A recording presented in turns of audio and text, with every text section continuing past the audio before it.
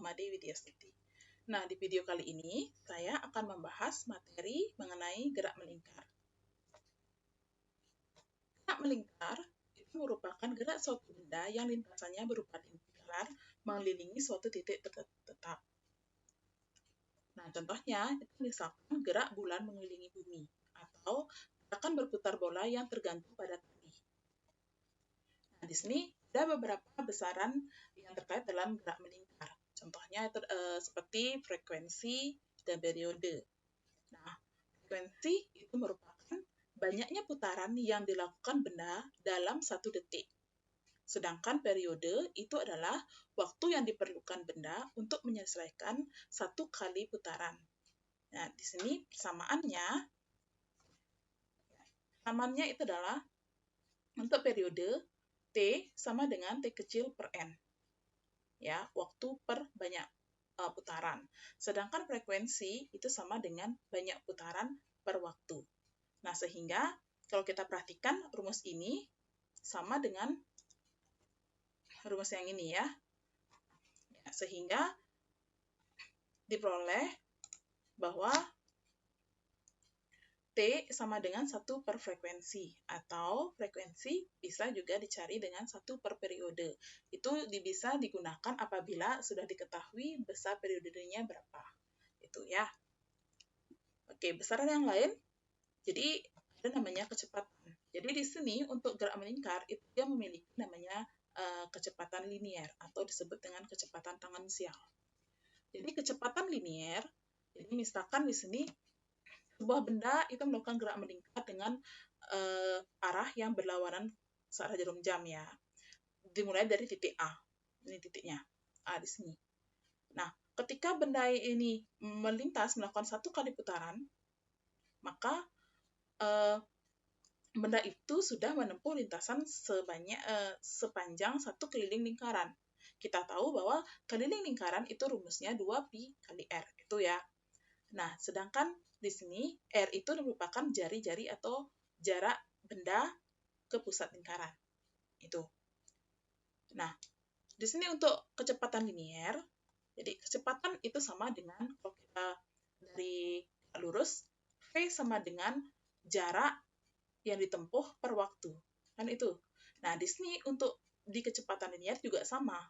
Tapi jarak yang ditempuh di sini karena dia berupa lintasannya lingkaran, itu sama dengan jaraknya itu adalah keliling lingkaran, yaitu sebesar 2 dikali pi kali R. 2pi R kan? Sedangkan waktunya itu sama dengan periodenya. Itu ya, sehingga dari persamaan ini diperoleh V sama dengan 2 dikali pi dikali R per T. Nah, kita tahu di mana 1 per T, ya, 1 per periode itu sama dengan frekuensi, sehingga kecepatan linier bisa juga dicari dengan persamaan 2 dikali pi dikali R dikali F ya. Itu. Mana V itu merupakan kecepatan linier. Nah, satuannya di sini bukan rad per sekon ya, tapi meter per sekon. Salah, maaf. Untuk pi-nya bisa kamu ubah jadi 22 per 7 atau 3,14. Itu pi ya.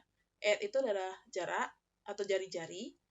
F itu adalah frekuensi dalam satuan Hz, Hertz, sedangkan periode adalah sekon. Oke. Nah, berarti yang digambar ini, selain dalam kecepatan linier, benda yang bergerak lingkar, dia juga memiliki namanya kecepatan sudut. Ya. Jadi kecepatan sudut itu merupakan besarnya sudut juring lingkaran yang terbentuk oleh lintasan suatu titik yang bergerak melingkar persatuan waktu. Gitu. Ya.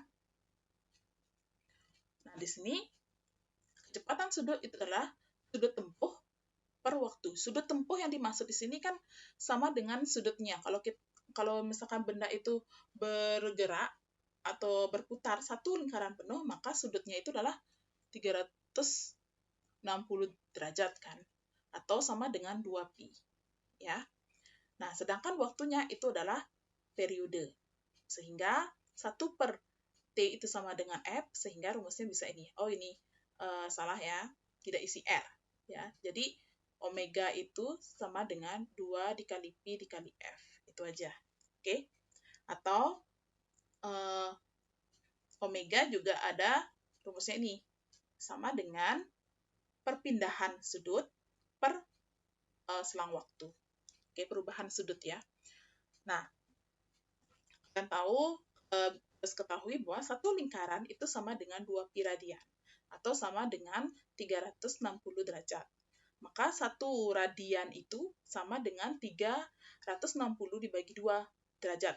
Atau satu radian itu sama dengan 180 per pi derajat. Nah, itu ya.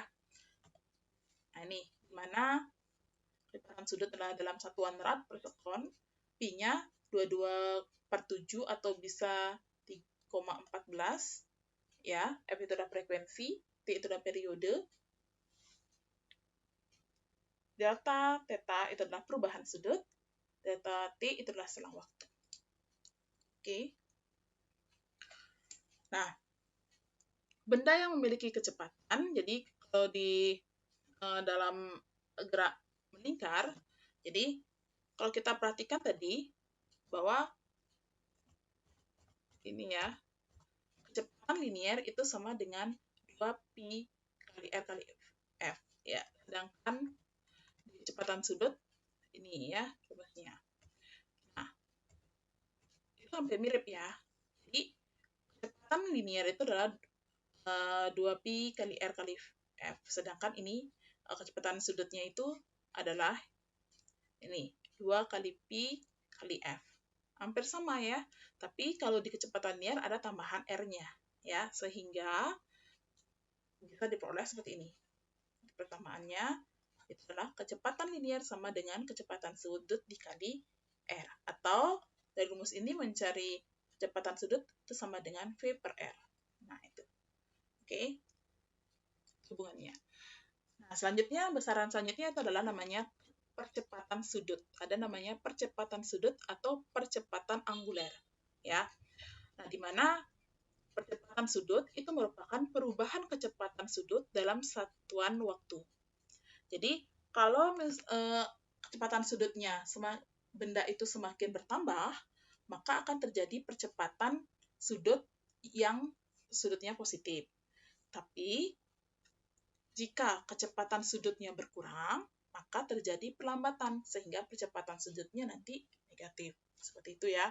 Jadi percepatan sudut itu dirumuskan alfa sama dengan delta omega per delta T. Ya, itu. Oke. Nah, di sini juga ada namanya percepatan sentripetal. Jadi percepatan sentripetal itu merupakan percepatan pada gerak melingkar beraturan yang arahnya selalu menuju pusat lingkaran dan selalu tegak lurus terhadap kecepatan dari benda tersebut ya. Nah, di sini dirumuskan sama dengan S ya, sama dengan V per R. R itu jari-jari ya. Ada yang pakai R kecil boleh, R besar juga boleh. Biasanya rumahnya R kecil ya. Nah, AS sama dengan, atau ini bisa duanya ya. Kalau diketahui kecepatan linear bisa gunakan persamaan ini. Kalau misalkan diketahui kecepatan sudutnya bisa dengan persamaan ini. Oke. Ya, kecepatan sentripetal itu dia satuannya itu dalam meter per sekon ya. Oke. Nah, ada percepatan sentripetal, ada namanya gaya sentripetal. Jadi gaya sentripetal itu merupakan gaya yang menyebabkan timbulnya percepatan sentripetal tadi. Ya, arah sentripetal itu selalu menuju pusat lingkaran seperti apa yang saya bilang tadi ya. Sehingga ini ya. Kalau di rumus gaya itu kan sama dengan M dikali A itu ya. Jadi A-nya itu adalah percepatan sentripetal, yaitu V kuadrat per R atau omega kuadrat per R ya, bisa dua-duanya ya, ini salah satunya. Bisa ini rumusnya atau bisa ini. Itu ya. Ini AS. Ya. Jadi Fs itu adalah gaya sentripetal. M-nya adalah massa dalam satuan kilogram. Ingat ya. V itu adalah kecepatan linier, sedangkan omega adalah kecepatan sudutnya. Oke, langsung ke contoh soal aja ya, biar kalian lebih memahami tentang materi ini. Oke, perhatikan soal yang pertama. Soal pertama itu adalah sebuah benda melakukan putaran sebanyak 60 kali dalam waktu 5 sekon ya. Maaf. Jadi 60 kali ini merupakan N-nya ya, jumlah putarannya, sedangkan waktu berarti T-nya. Tentukanlah frekuensi. Berarti frekuensi yang A sama dengan banyak putaran per waktu, kan gitu ya, per T. Sehingga 60 dibagi 5. Berapa? 12 ya. 12 Hz atau putaran per sekon juga boleh. Nah, itu. Untuk nyari periodenya, kita bisa gunakan T sama dengan 1 per frekuensi. Itu. Ya. Jadi, 1 dibagi 12. Itu sama dengan sekon atau jadikan pecahan 0,83 ya. Sekon. Itu ya. Oke. Atau kalau misalkan periodenya yang duluan dicari, berarti gunakan persamaan T sama dengan D per N. Akan sama hasilnya ya dengan ini. Oke, bisa. Oke, itu ya.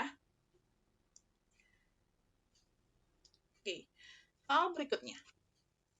Sebuah benda bergerak melingkar dengan mengalami perubahan sudut. Jadi perubahan sudutnya sebesar 4pi. Jadi perubahan sudut. Perubahan sudut adalah delta T, delta theta. Dalam waktu 2 sekon. Berarti ini adalah T-nya. Jika jarak benda dengan pusat lingkaran adalah 0,5, berarti ini adalah jarinya. Tentukan kecepatan sudut, frekuensi, periode, dan kecepatan linier. Oke, kita cari dulu yang pertama. Ya, yang A. Omega sama dengan delta theta per delta T. Kita gunakan persamaan ini karena yang diketahui adalah perubahan sudutnya. Itu ya. Kalau misalnya diketahui frekuensinya, nanti pakai rumus yang lagi satu. Oke. Langsung 4pi dibagi 2 ya. Sama dengan 2pi. Oke, itu yang A. Untuk yang B, nyari frekuensi. Jadi, diketahui sekarang banyak putarannya kan diketahui kan, cuma diketahui waktunya. Nggak bisa kita gunakan rumus frekuensi yang N per T itu. Nah, tapi di sini kita sudah mencari yang bagian A itu adalah kecepatan sudutnya. Kita bisa gunakan dari rumus kecepatan sudut, itu adalah 2pi dikali frekuensi. Ya, kita ganti 2pi, ini 2pi dikali frekuensi. Di frekuensi sama dengan 1 ya. Ini 2pi dibagi 2pi. Itu adalah 1.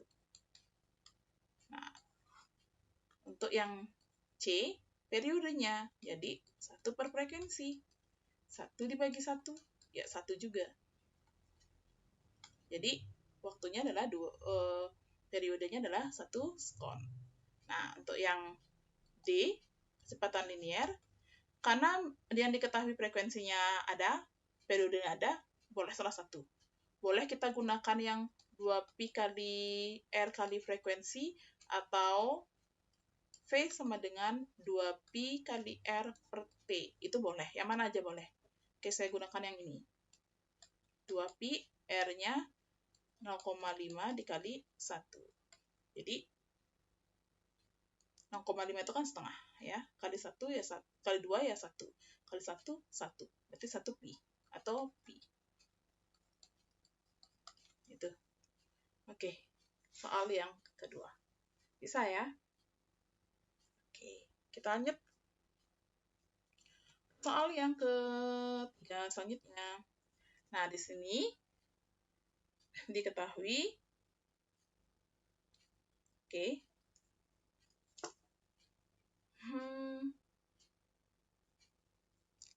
kecepatan sudutnya, oke, yang diketahui, M-nya itu adalah 2 kg.